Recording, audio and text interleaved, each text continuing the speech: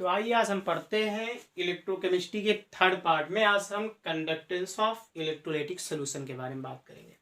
सबसे पहले देखिए इलेक्ट्रोलाइट्स क्या होते हैं, इसके बारे में देखिए और समझिएगा बातों को। इलेक्ट्रोलाइट का मतलब होते हैं ऐसे सब्सटेंस जिसे किसी कंटेनर में डिजॉल्व किया जाए और वह अपने आयनों में टूट जाए। जैसे मान लीजिए मेरे पास ए और बी था ना, वह अपने आयनों में टूट जाए, वह पॉजिटिव और नेगेटिव आयनों में टूट जाते हैं, जिसकी वजह से इलेक्ट्रिसिटी का फ्लो होना स्टार्ट हो जाता है, उसे हम इलेक्ट्रोलाइट कहते हैं। तो यहाँ पे देखिए इलेक्ट्रोलाइट की अगर आप बात करेंगे, इलेक्ट्रोलाइट दो प्रकार के होते हैं, एक स्ट्रांग इलेक्ट्रोलाइट, एक वीक इलेक्ट्रोलाइट। तो देखिएगा यहाँ पे इलेक्ट्रोलाइट का मतलब ये। अब दूसरी बात होती है कंडक्टेंस का मतलब क्या होता है। आइए इसी पे हम बात करते हैं, आखिर कंडक्टेंस क्या होता है और इसकी हम बात करते हैं कि शुरुआत से हम बात करते हैं बिल्कुल एकदम बेसिक से। आपने पढ़ा है V equal to Ohm's law, अगर आपको याद आ रहा हो, I इंटू आर। देखिएगा अगर V की बात करी जाए तो आपके पास पोटेंशियल है और R जो है यहाँ पे ओम है, I जो है ये करंट है। तो देखिए अगर हम यहाँ पे बात करें थोड़ा सा और आगे की ओर, ये R रेजिस्टेंस होता है। रेजिस्टेंस का मतलब क्या होता है, कोई भी वह सब्सटेंस जो इलेक्ट्रिकल करंट को अपोज करता है उसे हम रेजिस्टेंस बोलते हैं। तो जरा ध्यान दीजिएगा, इस रेजिस्टेंस को अगर हम आगे की ओर लिखें, ये R जो होता है ये डायरेक्टली होता है L के, यानी कि वायर की जितनी ज्यादा लंबाई होगी उतना ही R की वैल्यू होगी, उतना ही R होगा। और ये इनवर्सली होता है A के। A का मतलब एरिया क्रॉस सेक्शन, यानी कि वायर की जितनी ज्यादा मोटाई होगी उतना ही R की वैल्यू कम होगी, रेजिस्टेंस की वैल्यू कम होगी। देखिए अगर हम इसको प्रोफेशनलिटी चिन्ह को हटाते हैं तो मेरे पास यहाँ पे क्या मिलेगा, R इक्वल टू, यहाँ पे एक कांस्टेंट यहाँ पे रो इनटू आपके पास क्या हो जाएगा, L अपान ए। अब ये रो क्या होता है, इस रो को हम लोग बोलते हैं रजिस्टिविटी। ध्यान दीजिएगा, रजिस्टिविटी, इसको हम लोग बोलते हैं रजिस्टिविटी, या फिर हम लोग स्पेसिफिक रेजिस्टेंस बोलते हैं। लेकिन हमारा आईयूपीए कहता है कि नहीं, आप रजिस्टिविटी ही बोलिए, तो हम इसको रजिस्टिविटी टर्म को यूज करा करेंगे। अब जरा ध्यान दीजिएगा, अगर हम इसकी यूनिट की बात करें तो आप आर की यूनिट तो जानते हो ना, आर की यूनिट होती है ओम। अब देखिए अगर हम इसकी यूनिट को बात करते हैं तो हम क्या करेंगे, रो इक्वल टू हमारे पास क्या हो जाएगा, रो हम आर इंटू आपके पास क्या हो जाएगा, ए अपान। तो देखिए अभी आप यूनिट इसकी आपके पास क्या है, आर की यूनिट होती है ओम, और ए की यूनिट आप जानते हो ये area cross section metre square, और एल की यूनिट होती है मीटर। तो आपके पास मीटर स्क्वायर और ये मीटर, तो मीटर से मीटर गया तो ओम मीटर, इसकी यूनिट हो जाएगी ओम मीटर। अब देखिए अगर हम इसी के आगे थोड़ी सी बात करें, ये हमारे पास हुई रजिस्टिविटी। अब हम बात करते हैं कंडक्टिविटी की बात करें अगर हम, तो कि कंडक्टिविटी क्या होती है, रजिस्टिविटी के बाद हम बात करेंगे कंडक्टिविटी। ठीक है, कंडक्टिविटी को अगर हम बात कर रहे होते हैं, कंडक्टिविटी ध्यान दीजिएगा, कंडक्टिविटी को हम यहाँ पे जी से रिप्रेजेंटेट करेंगे। ओके, जी से हम रिप्रेजेंटेट करेंगे। अब यहाँ पे जरा ध्यान दीजिएगा कि कंडक्टिविटी को हम कैसे करेंगे। देखिए कंडक्टिविटी जो होती है ये इनवर्स होती है रो मतलब आर की, तो ये जो होगी जी जो हो जाएगी ये आपके पास इनवर्स हो जाएगी आर के, ये आर की क्या होती है, इनवर्स होती है। तो देखिए हम यहाँ पे क्या कर सकते हैं, अगर हम यहाँ पे थोड़ा सा आगे जो फार्मूला हमने लगाया था उसी फार्मूले पे लगाकर हम यहाँ पे वैल्यू को फाइंड करें तो हमारे पास क्या हो जाएगा, यहाँ पे G इक्वल टू आपके पास क्या हो जाएगा, हमने भी आपको बताया था, ये आपको मैंने बताया था कि यहाँ पे रो इनटू आपके पास एल अपान ए होता था।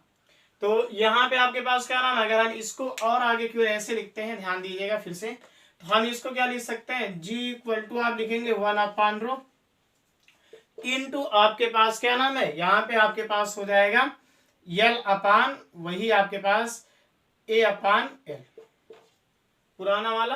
ठीक है, तो आप क्या करोगे, अगर यहाँ पे 1 अपान रो को एक यूनिट आप यहाँ पे लिखोगे कप्पा, 1 अपान रो को आप लिख दोगे कप्पा। कप्पा का मतलब क्या होता है, इसको हम लोग बोलेंगे कंडक्टिविटी, या हम इसी को बोलते हैं स्पेसिफिक कंडक्टेंस।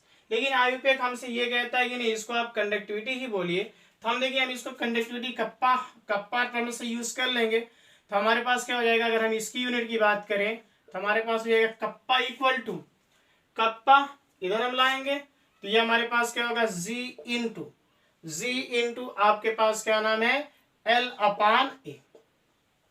तो एल अपान ए आपके पास हो जाएगा।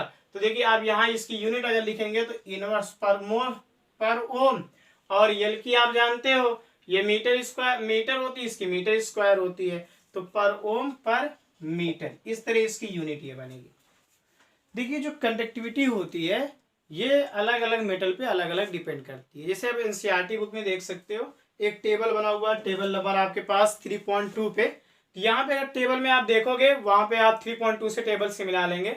जो सोडियम मेटल वगैरह दिए हैं उसकी कंडक्टिविटी जो है ज्यादा है। उसी तरह अगर प्योर वाटर की बात करी जाए वह कम है, क्योंकि जब तक उसके अंदर कोई इलेक्ट्रोलाइट मिलाया नहीं जाएगा ना तब तक वो इलेक्ट्रोलिटी मतलब कंडक्टिविटी को शो नहीं करेगा। जैसे वाटर है, हमने क्या किया वाटर के अंदर HCl मिला दिया, तो ये क्या होगा H+ आयन और Cl निगेटिव में टूट जाएगा, इलेक्ट्रोलाइट में टूट जाएगा। जब इलेक्ट्रोलाइट में टूट जाएगा तो ये क्या होगा कंडक्टिविटी को शो करने लगेगा।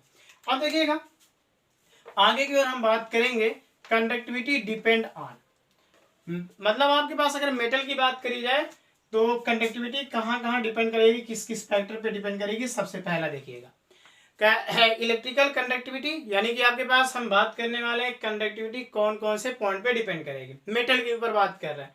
तो सबसे पहले हम बात करेंगे देखिएगा structure and nature of metal. देखिए पहली बात क्या है, मैंने पहले पॉइंट पे आपसे कहा था कि आर जो होता है ये डायरेक्टली प्रोपोर्शनल होता है, यल के लेंथ जितनी बड़ी होगी उतना ज्यादा आर की वैल्यू होगी, रेजिस्टेंस की वैल्यू होगी, और इनवर्सली होता है एक, यानी कि उसकी मोटाई जितना ज्यादा होगी आर की वैल्यू उतना ही कम होगी। तो देखिए अगर हम ये पहला तो हमारा होगा ये स्ट्रक्चर, दूसरा आपके पास क्या नेचर है, और अगर दूसरा पॉइंट अगर हम यहाँ से बात करें तो हमारे पास क्या है ये डिपेंड करेगा दूसरा और नंबर ऑफ बैलेंस इलेक्ट्रॉन पे भी डिपेंड करेगा, नंबर ऑफ बैलेंस इलेक्ट्रॉन पे डिपेंड करेगा, नंबर ऑफ बैलेंस इलेक्ट्रॉन। तो आप कहेंगे नंबर ऑफ बैलेंस इलेक्ट्रॉन, अरे भाई जो जितने आसानी से इलेक्ट्रॉन को, जो मेटल जितने आसानी से इलेक्ट्रॉन को लॉस करेगा उसके अंदर उतना ही इलेक्ट्रिकल कंडक्टिविटी शो करेगा। जैसे अगर मैं बात करूं सोडियम और पोटेशियम की बात करूं तो ये सोडियम और पोटेशियम अगर बैलेंस इलेक्ट्रॉन की बात करेंगे तो दोनों का बैलेंस इलेक्ट्रॉन बना, लेकिन ये पोटेशियम वाला जो है वो इजीली जो है सोडियम से ज्यादा इजीली जो है इलेक्ट्रॉन को लॉस कर देगा, इसलिए इसकी कंडक्टिविटी सोडियम से ज्यादा होगी। तो आप अगला पॉइंट हमारे पास है, देखिए दो पॉइंट हमारा हो गया कि कंडक्टिविटी ऑफ मेटल को, जो कंडक्टिविटी है मेटल के कौन कौन पॉइंट पे डिपेंड करेगी, पहला स्ट्रक्चर पे, नेचर ऑफ मेटल पे, दूसरा वैलेंस इलेक्ट्रॉन पे। जितना ज्यादा बैलेंस इलेक्ट्रॉन होगा उतना ज्यादा वह इलेक्ट्रिकल कंडक्टिविटी को शो करेगा। भाई मेटल के अंदर क्या होती है बाय डिफॉल्ट नेचर होती है, इलेक्ट्रॉन को लॉस करते हैं, जितना ज्यादा वो इलेक्ट्रॉन को लॉस कर सकते हैं उतना ही अच्छे वो कंडक्टर कहलाएंगे। तीसरा देखिएगा बड़ा इंपॉर्टेंट है जो टेम्परेचर। अब आप कहेंगे टेम्परेचर, यहां पे क्या होता है टेम्परेचर को बढ़ाने पर, जरा ध्यान दीजिएगा, टेम्परेचर को बढ़ाने पर कंडक्टिविटी जो होती है कंडक्टिविटी डिक्रीज करेगी। ध्यान दीजिएगा टेम्परेचर को अगर आप बढ़ाओगे तो कंडक्टिविटी डिक्रीज करेगी। ऐसा लग रहा है आप लोग सोच रहे अरे ये तो उल्टा हो जा रहा है, क्योंकि टेम्परेचर बढ़ा रहे तो कंडक्टिविटी बढ़ जाना चाहिए। नहीं, ऐसी बात ऐसा नहीं होता है, क्योंकि मेटल जो होता है ना उसके पास बाय डिफॉल्ट नेचर होता है कि वो इलेक्ट्रॉन को लॉस करता है, लेकिन जब आप टेम्परेचर को बढ़ाते हो तो उस मेटल के अंदर वाइब्रेशन होने लगता है, जिसकी वजह से क्या होता है इसकी कंडक्टिविटी घट जाएगी। इस बात को याद रखेंगे। अब देखिएगा दूसरा हमारा ये तो हो गया हमारा मेटल के लिए। अब देखिए कंडक्टिविटी अगर हम बात करें आयनिक सोल्यूशन के लिए बात करें, अगर हमारे पास आप जानते हो इलेक्ट्रिसिटी कंडक्ट कब होगी, या तो वह मेटल के केस में होती है या तो आयनिक सोल्यूशन उसमें आयन हो, पॉजिटिव और निगेटिव आयन हो तब होती है। तो जरा ध्यान दीजिएगा अगर आयनिक सोल्यूशन होगा तब कहाँ क्या डिपेंड करेगा। तो पहला पॉइंट देखिएगा, पहला पॉइंट कौन सा होगा, पहला nature of electrolyte, nature of electrolyte. जरा ध्यान दीजिएगा इलेक्ट्रोलाइट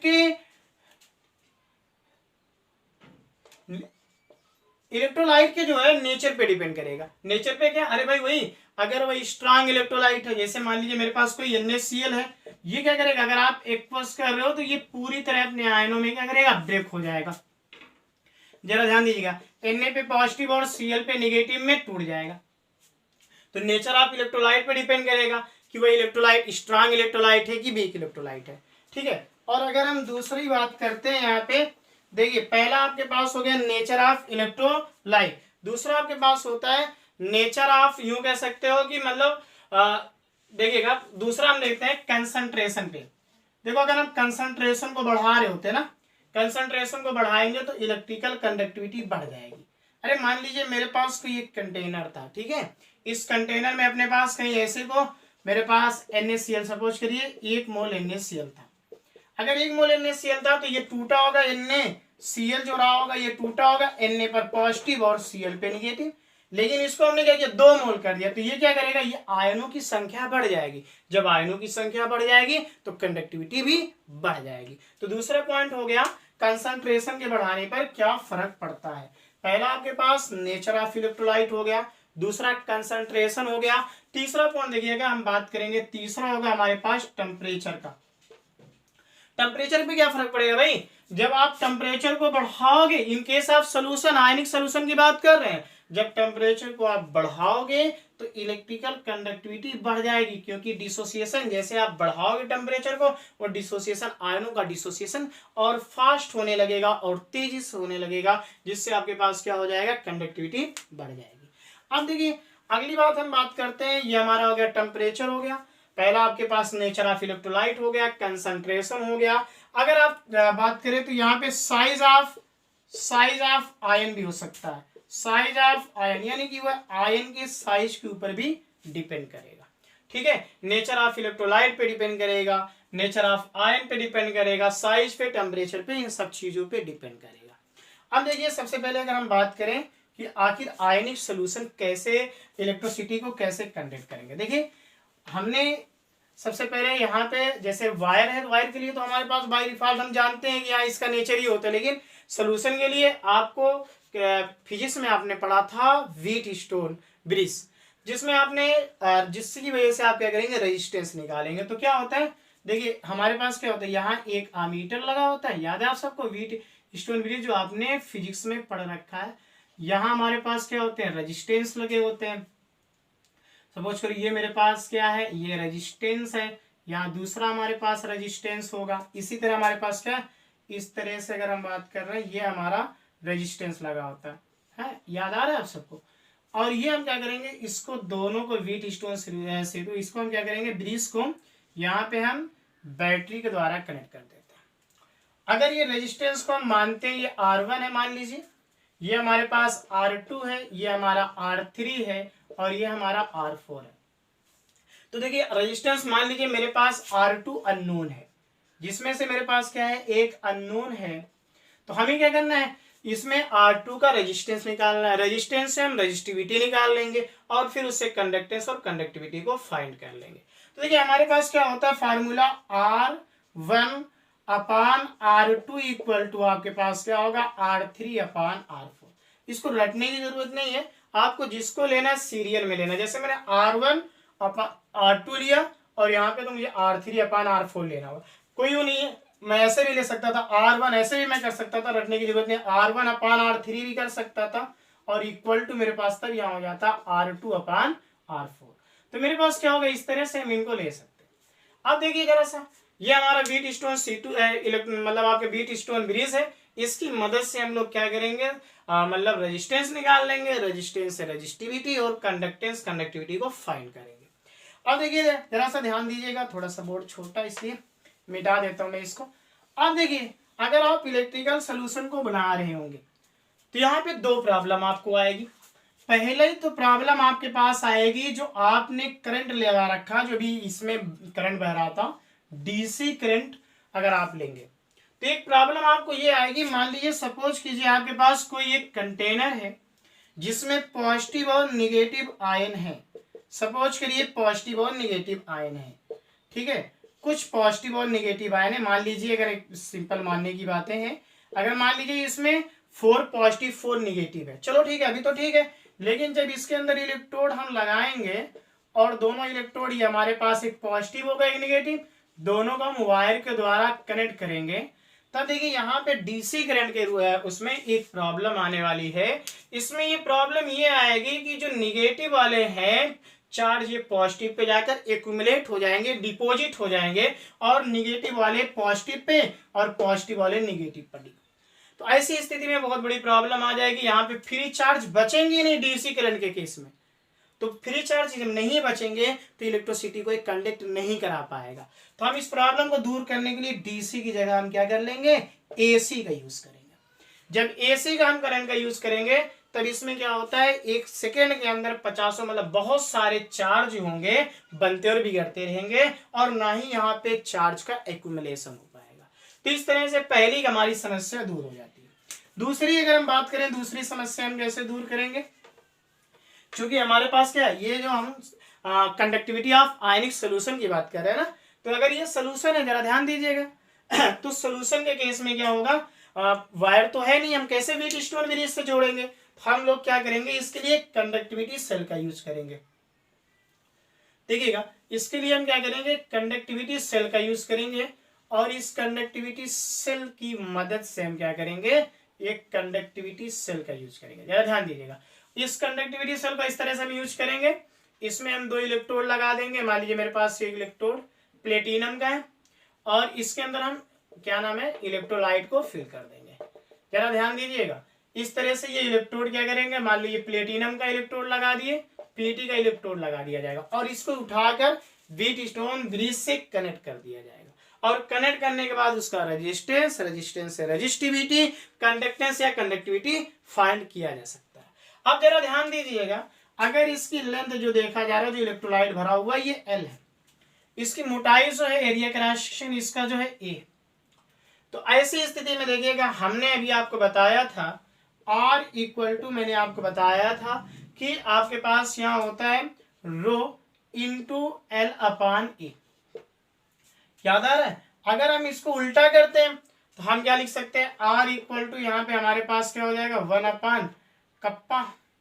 याद आ रहा है, 1 अपान कप्पा, 1 अपान कप्पा, बस थोड़ा सा के की तरह होगा ना, ऐसे ऊपर यहाँ हल्का सा मोड़ दीजिएगा, 1 अपान कप्पा। और यल अपान ए को हम क्या लिख सकते हैं, यहाँ पे G0 लिख सकते हैं। ठीक है, G0 का मतलब क्या होगा, यहाँ पे सेल कांस्टेंट होगा। जरा ध्यान दीजिएगा, ये सेल कांस्टेंट होगा। तो हमारे पास क्या हो जाएगा, यहाँ L अपान ए को आप क्या लिख दोगे, G0 लिख दोगे, तो मेरे पास यहाँ कप्पा इक्वल टू हो जाएगा G अपान R, G स्टार अपान R। इस तरह से हम क्या करेंगे, सेल कांस्टेंट को भी फाइंड कर लेंगे। अब देखिए, एक चीज और यहीं पे आएगी बात, मोलर कंडक्टिविटी। देखिए, मोलर कंडक्टिविटी में आपको क्या करना है, इसको आप रिप्रेजेंटेट करते हैं लेमडा एम से। देखिए, कैपिटल वाला लेमडा, आप कंफ्यूज मत होइएगा। तो लेमडा एम इक्वल टू होता है के अपान, मतलब वही आपके पास कप्पा अपान सी, कप्पा अपान सी। तो इसमें देखिएगा, कप्पा अपान सी पर आप रखते हुए क्या कर सकते हो, इसकी उसको सॉल्व कर सकते हो। और अभी आपने कप्पा की यूनिट पढ़ा है, कप्पा की यूनिट जो होती है साइमन पर मीटर, या फिर आपके पास यहाँ पे होती है, देखिएगा साइमन पर मीटर होती है, या आप इसकी बात कर सकते हैं पर ओम पर मीटर होती है। कप्पा की यूनिट जो होती है कंडक्टिविटी की होती है। और इसकी यूनिट आपके पास क्या होती है, यहाँ पे आपके पास होती है मोल सेंटीमीटर क्यूब। तो आप क्या करोगे, जब इसकी यूनिट निकालोगे तो यहाँ पे हम ये जो होगा ऊपर जाएगा, तो आपके पास हो जाएगा साइमन मोल स्क्वायर, मतलब साइमन मीटर स्क्वायर पर मोल। तो इस तरह इसकी यूनिट को देख लेंगे। अब देखिएगा, हम बात करते हैं आगे की ओर। आइए, तो आइए एक क्वेश्चन को सॉल्व करते हैं अपने एनसीईआरटी बुक से। मैं क्वेश्चन को पढ़ा एनसीईआरटी बुक से। The resistance of conductivity cell filled with 0.1 mole per liter KCl solution is 100 ohm if resistance of same cell when filled with 0.02 mole per liter KCl solution is 520 ohm. Calculate conductivity and molar conductivity of 0.02 mole per liter KCl solution. The conductivity of 0.1 mole per liter KCl solution is 1.29 Simon पर metre. तो पहले सारी value को लिख लेते हैं book से। देखिए हमारे पास क्या दिया है, C1 की वैल्यू हमारे पास 0.1 दिया है और ये मोल पर लीटर में, मोल पर लीटर की। इसी तरह C2 की वैल्यू भी आपको गिवन है, ये आपके पास दिया 0.02, ये भी आपके पास है मोल पर लीटर में। अब अगली यूनिट हमारे पास अगली क्या दिया है देखिएगा, और हमारे पास दिया है यहाँ पे R1 इक्वल टू आपके पास दिया 100 ओम और R2 इक्वल टू आपके पास दिया है 520 ओम। और उसके बाद देखिएगा कप्पा 1 की वैल्यू भी गिवन है, कप्पा 1 इक्वल टू आपके पास 1.29, ये आपके पास दिया गया है साइमन है, मतलब साइमन पर मीटर में दिया है। ठीक है, हमें फाइंड करना है यहाँ पे कप्पा 2 फाइंड करना है और आपके पास मोलर कंडक्टिविटी फाइंड करना है। तो चलिए पहले हम वही पहले वाले फार्मूला को लगाते हैं, अभी जो हमने आपको बताया था थोड़ा देर पहले कि आपके पास यहाँ कप्पा इक्वल टू आपके पास होगा सेल कांस्टेंट अपान आप सेल कांस्टेंट की वैल्यू निकाल लेंगे तो कप्पा की वैल्यू आसान से निकल जाएगी। तो सेल कांस्टेंट की वैल्यू देखिएगा आपके पास, तो इधर लाएंगे जी को, तो आपके पास क्या हो जाएगा यहाँ कप्पा अपान आर। तो कप्पा की वैल्यू आपके पास 1.29 दिया है और आर की 100 दिया है, sorry kappa into R, kappa इधर ला रहे हैं तो हमारे सेल कांस्टेंट इधर लाएंगे तो कप्पा इंटू आपके पास क्या हो जाएगा कप्पा इंटू आर। तो मेरे पास क्या नाम है यहाँ पे हो जाएगा 1.29 इंटू 100, ये देखिए यहाँ से हम सॉल्व कर लेंगे, ये आ जाएगा 129 आपके पास जी नॉट की वैल्यू आ गई। फिर इसी पे रख दीजिए कप्पा इक्वल टू आपके पास होगा जी स्टार अपान आर, तो आपके पास ये वैल्यू आपको मिल चुकी है 129 और आपके पास R2 की वैल्यू यहाँ से ले लीजिए, तो ये आपके पास हो जाएगा 520। इसको सॉल्व करेंगे तो आपके पास ये कुछ वैल्यू आ रही है 0.0248, ठीक है, पर मीटर। तो ये वैल्यू आपको आ रही है, इसको आप सॉल्व करेंगे। आगे की ओर देखिएगा, अब इस पे हम आगे चलते हैं थोड़ा सा। तो हमें कप्पा 2 की वैल्यू फाइंड हो गई है, कप्पा 2 की वैल्यू हमें मिली थी 0.248, ठीक है। अब हम क्या करेंगे, इसकी मदद से हम लिमिटिंग ये आपके पास मोलर कंडक्टिविटी को फाइंड कर लेंगे। तो मोलर कंडक्टिविटी इक्वल टू अभी हमने आपको बताया था, मोलर कंडक्टिविटी इक्वल टू होता है आपके पास कप्पा अपान सी। तो देखिएगा यहाँ पे आपके पास जो है सी की जो वैल्यू जो दी गई है C2 की, ये आपके पास 0.02 मोल पर लीटर दिया है और मोल पर लीटर को आप क्या करेंगे कन्वर्ट कर लेंगे मोल सेंटीमीटर में या मोल मीटर, मोल पर मीटर में से कन्वर्ट कर, मोल पर सेंटीमीटर या मोल मीटर में। तो देखिए मेरे पास क्या हो जाएगा, यहाँ सी को कन्वर्ट कर लेते हैं, हमारे पास क्या हो जाएगा 0.02 अपान आपके पास 10 की पावर -3 ऊपर लेके जाएंगे तो इक्वल टू आपके पास 20 आ जाएगा, ठीक है। तो अब देखिएगा इसकी वैल्यू आ जाएगी आपके पास 20 और कप्पा की वैल्यू आपके पास मालूम है, तो हम यहाँ पे रख देंगे कप्पा की वैल्यू को जो हमें मालूम है 0.248 अपान आपके पास इसकी वैल्यू आपको मिल गई थी, सी की वैल्यू आपके पास मिल गई 20। तो ये आपके पास कुछ इस तरह मिलेगा 0.0124, ठीक है, 0.0124, या तो हम इसको यहाँ लिख सकते हैं 1.24 इंटू 10 की पावर माइनस का, यहाँ पे आ जाएगा माइनस का आपके पास 1 2 3 4, तो आपके पास यहाँ से इस तरह आप लिख सकते हो, ये आपके पास यूनिट इसकी बता सकते हो और इसी तरह से आप कर सकते हो।